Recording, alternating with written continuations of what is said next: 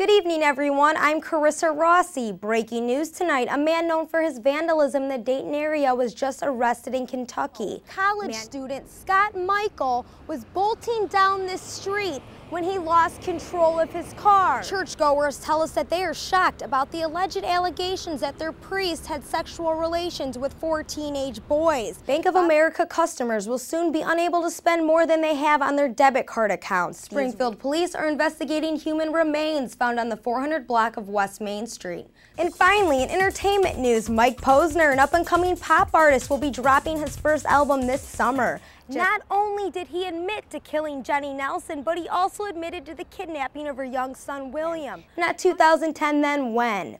That's all for tonight's news. I'm Carissa Rossi, and I will see you again tomorrow night. While President Barack Obama is still beaming after signing his questionable health care bill, many still wonder how the president is going to pay for the program. The bill will cost over $938 billion and guarantees coverage to nearly 32 million uninsured Americans. Historians say that most of the laws will not take effect for years. Obama has emphasized that most of the immediate impact is the fact that young adults up to the age of 26 can remain on their parents' health care plans. But many wonder how the United States will pay for this program. The country is $12 trillion in debt, and some believe the U.S. cannot afford this health care reform. The main disagreement is over the concept of socialized health care.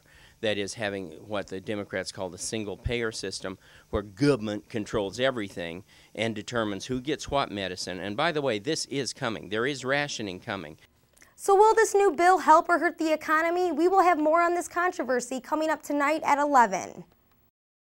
A couple came forward tonight to tell their story about a gunman who nearly killed them. You might remember the Webbs found themselves at gunpoint following a fender bender this past Saturday. The couple learned they were not the gunman's only victims. Here's their story. We went down for her birthday. We went down there to the beach, just goofing off. Mark and Amy Webb were driving when a guy in a black truck ran into them at a red light. I seen that he had climbed up on the side of the truck here, and he just put it in reverse and made a right-hand turn in front of me. Webb says he followed the driver to get his tag number. That's when things took a turn for the worse. And he walked straight up to me with that gun and had it right here. And only thing he said, the best thing you could do is leave. And I said, buddy, I just want to know what's going on. I'm thinking, I don't want to sit here and watch my husband die because of a fender bender. I don't want to die, especially when he pointed the gun at me. And as they were leaving, Webb says the other driver fired a shot through his back window. I heard it, pow, he took a shot, and I felt it. I felt whatever I felt going by my head. You could see the bullet hole inside their truck. The Webbs got the tag number and Jeffrey Dudney was arrested, but released on a $150,000 bond. What he's got on his past and what he done to us, there's no reason for him to be out on jail, on bond.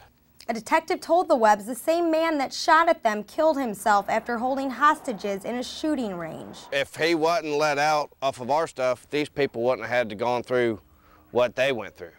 The Webbs say they feel bad for what happened at the shooting range.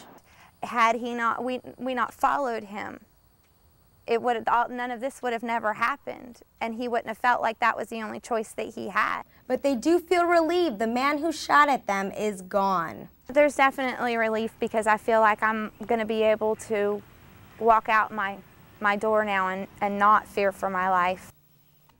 The Webbs say they've been seeing a counselor to help them deal with the trauma of looking down a gun barrel at Jeffrey Dudney. Many area residents woke up yesterday to find their tires slashed in what investigators are calling one of the largest crime sprees they've seen. Dozens of flattened tires were reported around the viewing area.